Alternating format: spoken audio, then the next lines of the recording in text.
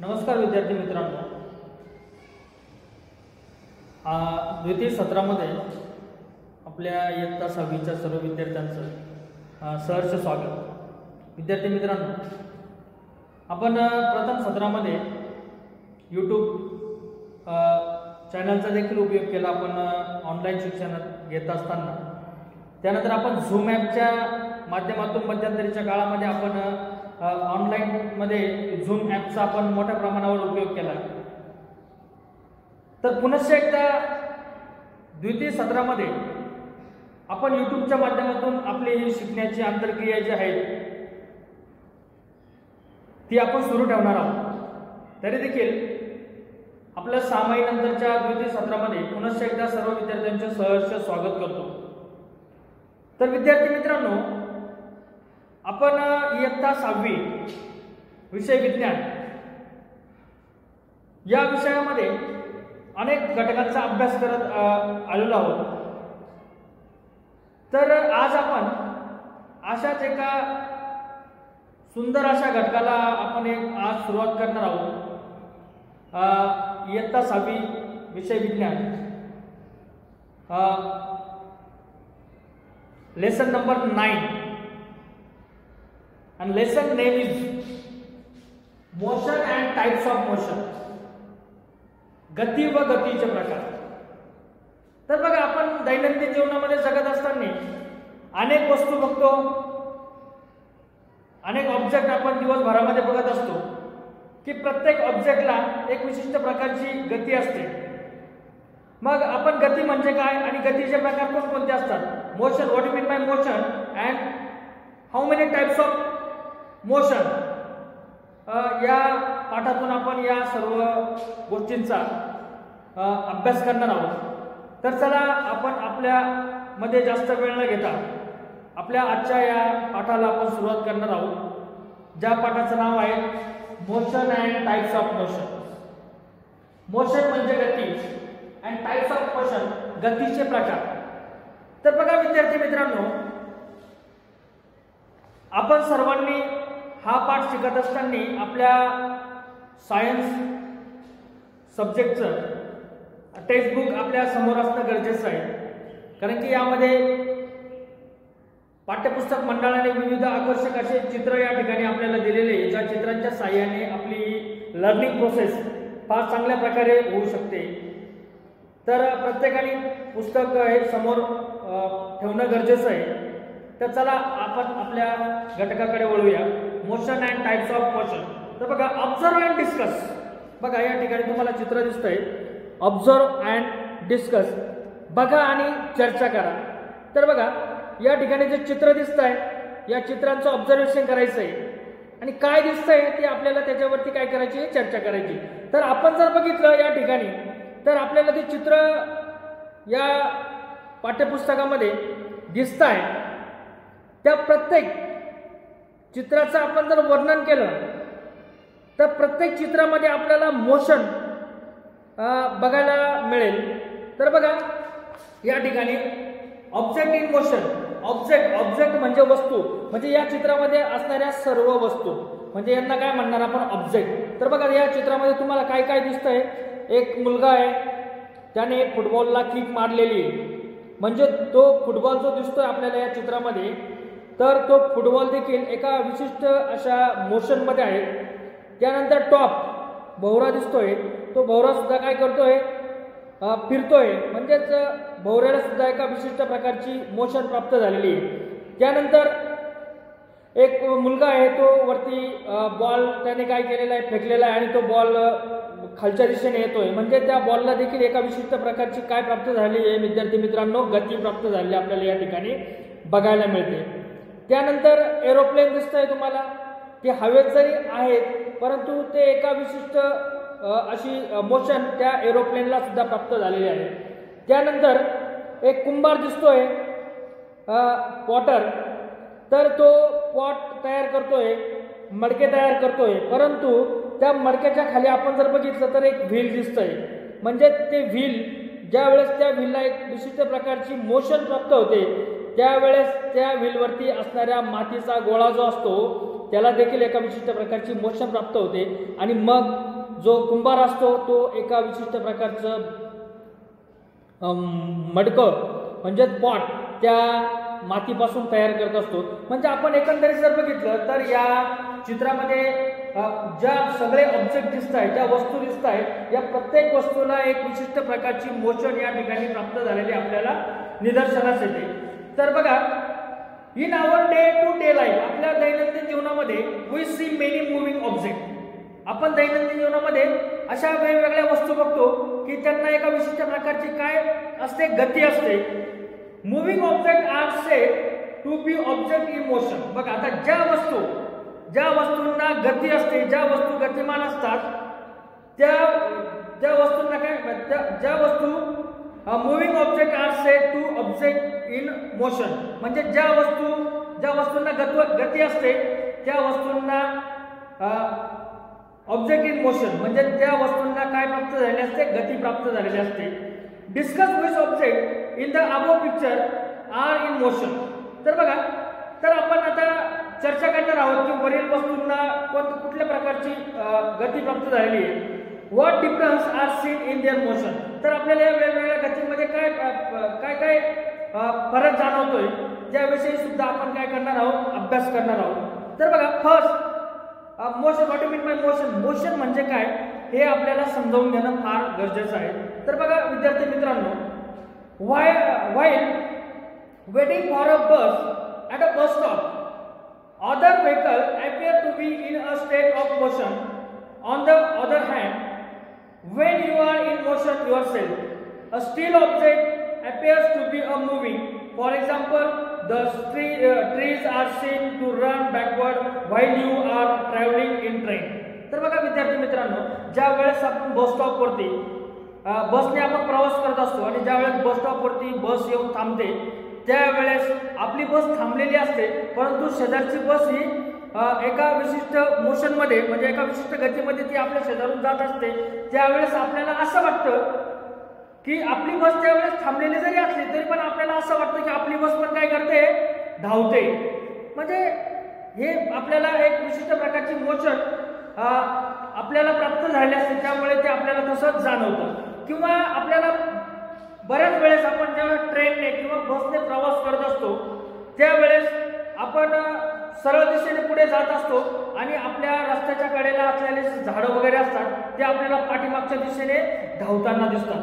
तर त्यावेळेस म्हणजे आपण खरं तर आपण समोरच्या दिशेने गतिमान झालेलो असतो, परंतु आपली गती आपल्याला जाणवत नाही.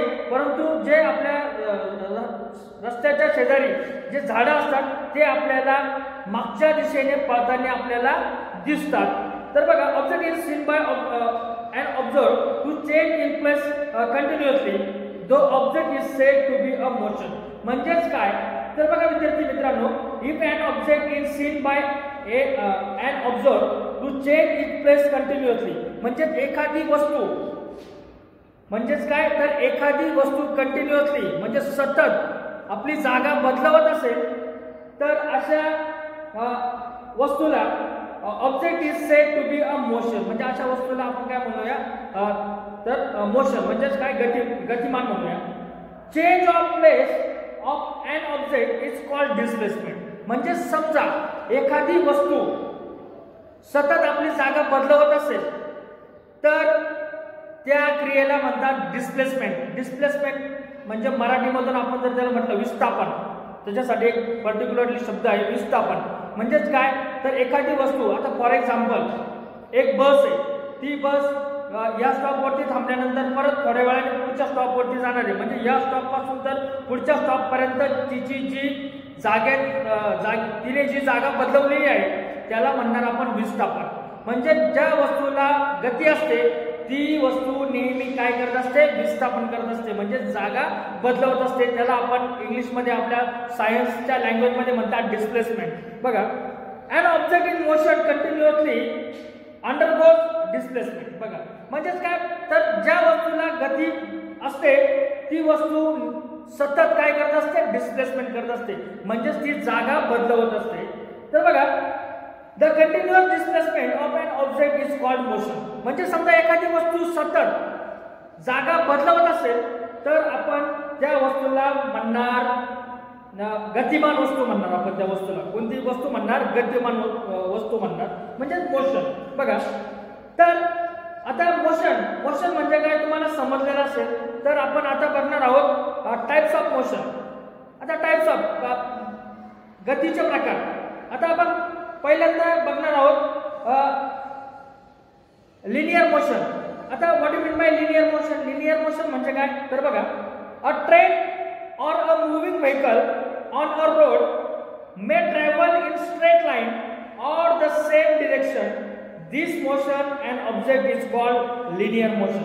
म्हणजेच काय तर समजा एखादी वस्तू असेल आणि ती जर सरळ रेषेमध्ये काय करत असेल, धावत असेल, किंवा अ ट्रेन और moving vehicle on road may travel in straight line, म्हणजे एखादी वस्तू समजा एखाद्या सरळ रेषेमध्ये काय करत असेल, धावत असेल किंवा विस्थापन करत असेल तर त्या गतीला म्हणणार linear motion. It's called linear motion, म्हणजे त्याला म्हणणार आपण रेषीय गती. मराठीमध्ये आपण त्याला काय म्हणणार? रेषीय गती. तर an object in linear motion show displacement along a straight line. कारण की ज्या वस्तूला लिनियर मोशन प्राप्त झाले असते ती वस्तू त्या वस्तूचं विस्थापन म्हणजे डिस्प्लेसमेंट एका सरळ रेषेमध्येच होतं. तर आपण त्या मोशनला म्हणणार, समजा एखाद्या वस्तूने सरळ रेषेमध्ये विस्थापन केलेलं असेल, डिस्प्लेसमेंट केलेलं असेल तर त्या मोशनला आपण म्हणणार लिनियर मोशन. बघा, इफ यू स्टँड, आता एक उदाहरण दिलेलं आहे त्यांनी. बघा या ठिकाणी, if you stand on a chair and release a ball from your hand. बघा, समजा तुम्ही एखाद्या खुर्चीवरती उभे आहात आणि उभे असताना तुमच्या हातातला बॉल तुम्ही काय केला, जमिनीच्या दिशेने सोडला, तर तो बॉल वाकड्या तिकड्या रेषेत न जाता एका सरळ रेषेमध्ये तो जमिनीकडे काय होईल, येईल. त्या मोशनला म्हणणार लिनियर मोशन. बघा, it fall to the floor, what do you conclude from this. बघा, तर तुम्हाला काय जाणवलं, काय दिसेल, तर तो बॉल आपण ज्या दिशेने किंवा ज्या उंचावरून आपण जमिनीकडे सोडला तो सरळ जमिनीवरती जाऊन पडेल. म्हणजेच काय, तो सरळ गेलाय, त्यामुळे त्या मोशनला म्हणणार आपण लिनियर मोशन. ओके, नेक्स्ट बघा, compare the motion of soldiers and parade and girls coming down a slide. तर बघा, आता या ठिकाणी आपल्याला दोन प्रकारचे उदाहरण दिलेले आहे आणि या उदाहरणाच्या सहाय्याने दोन प्रकारच्या गती सुद्धा आपल्याला काय करायच्या आहेत, अभ्यासायच्या आहेत. तर बघा, the motion of soldier in a parade is the same. बघा, तुम्ही जर बघितलं, जे सोल्जर्स असतात, जे सैनिक असतात, जे मार्चिंग करतात, जे परेड करतात, त्यांच्या शारीरिक हालचाली जर तुम्ही जर बघितल्या, चांगलं ऑब्झर्वेशन जर केलं तर तुम्हाला त्या सारख्याच दिसेल. सारखाच वेळ, सारखीच ऍक्शन आणि त्यांचे पाय देखील बघा, एकाचा डावा गेला तर सर्वांचे त्याच वेळेस डावे पाय समोर येणार. त्यानंतर नंतरच्या स्टेपला उजवा पाय समोर गेल्यानंतर सर्वांचे उजवे पाय सारख्याच अंतरावरती आणि सारख्याच वेळेत येतात. बघा, the motion of soldier in a parade is the same during that period, not even a slight difference is seen. त्याच्यामध्ये कुठल्याही प्रकारचा फरक आपल्याला दिसत नाही. सर्वांच्या कृती या सारख्याच असतात आणि सारख्या टायमिंग नुसार असतात. However, the motion of the girls coming down the slide does not appear to be uniform. बघा, आता तुम्ही जर बघितलं, जी मुलगी स्लाइड वरून खाली येते त्यावेळेस ती खाली येण्याचा जो कालावधी असतो, जी तिची गती असते ती प्रत्येक वेळेस सारखी नसते. सुरुवातीला ज्या वेळेस ती त्या स्लाइडवरून खाली यायला सुरुवात करते त्यावेळेस सुरुवातीला तिची गती कमी असते, परंतु जशी जशी ती खाली येईल तशी तशी तिच्या गतीमध्ये काय होते, वाढ होते. म्हणजेच काय विद्यार्थी मित्रांनो, तर आपण या दोन्ही उदाहरणांमध्ये जर बघितलं तर सोल्जर जे असतात, मार्चिंग करणारे, त्यांच्या गतीमध्ये कुठल्याही प्रकारचा बदल होत नाही. टायमिंग सुद्धा सेम असतो त्यांचा प्रत्येक कृती करताना. परंतु दुसऱ्या उदाहरणामध्ये जर आपण बघितलं, स्लाइडवरून खाली येणारी मुलगी, तर तिच्या प्रत्येक कृतीमध्ये टायमिंग चेंज असतो, गती चेंज असते. म्हणून बघा uniform the girls come down faster and faster, the speed of her motion goes on increasing continuously. तर बघा जी मुलगी स्लाइडवरून खाली येते तिच्या स्पीडमध्ये, तिच्या गतीमध्ये तिची गती ही जशी जशी खाली येईल तशी तशी ती गती काय होत जाते, वाढत जाते. तर बघा the motion of marching soldiers is uniform linear motion. म्हणजे जे सैनिक, जे सोल्जर्स मार्चिंग करतात, परेड करतात, त्या सैनिकांची जी गती असते त्या गतीला म्हणणार आपण युनिफॉर्म लिनियर मोशन. बिकॉज असं का म्हणणार, तर because in this motion no change in scene. कारण की या मोशन मध्ये, युनिफॉर्म लाइनर मोशन मध्ये, लिनियर मोशन मध्ये कुठल्याही प्रकारची गतीमध्ये बदल झालेला आपल्याला दिसत नाही. म्हणून आपण त्या मोशनला म्हणणार uniform linear motion. On the other hand the motion of the girls coming down the slide is non-uniform linear motion. These are two main types of linear motion, are uniform linear motion and second is non-uniform linear motion. तर linear मोशनचे महत्त्वाचे दोन प्रकार पडतात. पहिला म्हणजे आपण बघितला marching of soldier, this called are uniform linear motion, and comparing then second is girls, these motion are non uniform linear motion. So uniform linear motion, when the distance traveled by an object along a straight line in unit time is continuously the same, the motion is called uniform linear motion. म्हणजेच काय, तर ज्या वेळेस एखादी वस्तू एका सरळ रेषेमध्ये when the distance traveled by an object along a straight line, म्हणजे एखादी वस्तू एका सरळ रेषेमध्ये ज्या वेळेस काय करत असेल, प्रवास करत असेल, in unit time is a continuously same. आणि प्रवास करत असताना त्या वस्तूचा जो कालावधी असेल तो जर प्रत्येक वेळेस सारखाच असेल गतीचा, तर the motion is called uniform linear motion. तर त्या गतीला आपण म्हणणार uniform linear motion. Then non uniform linear motion, when the distance traveled by an object along a straight line in unit time keeps on changing, the motion is called non-uniform linear motion. दुसऱ्या उदाहरणामध्ये आपण बघितलं होतं की समजा ती मुलगी स्लाइडवरून खाली येते, परंतु तिच्या प्रत्येक वेळेच्या गतीमध्ये काय झालेला दिसतोय, आपल्याला बदल झालेला दिसतोय. म्हणजे unit time is not a same. म्हणजेच काय, तर तिच्या त्या उदाहरणामध्ये आपण जर बघितलं तर प्रत्येक वेळेस कृती ही सारख्या प्रमाणात घडत नाहीये, तर त्यामध्ये बदल होतोय. म्हणजे तिच्या गतीमध्ये सुद्धा प्रत्येक सेकंदाला काय होतोय, बदल होतोय. So this called are non uniform linear motion. So student, तुम्हाला लिनियर मोशन म्हणजे काय समजलं असेल, त्यानंतर uniform linear motion and non uniform linear motion म्हणजे काय समजलेलं असेल, तर आपण बाकीचे जे टाइप्स ऑफ मोशन आहे ते आपण पुढच्या व्हिडिओमधून बघणार आहोत. तर तोपर्यंत धन्यवाद.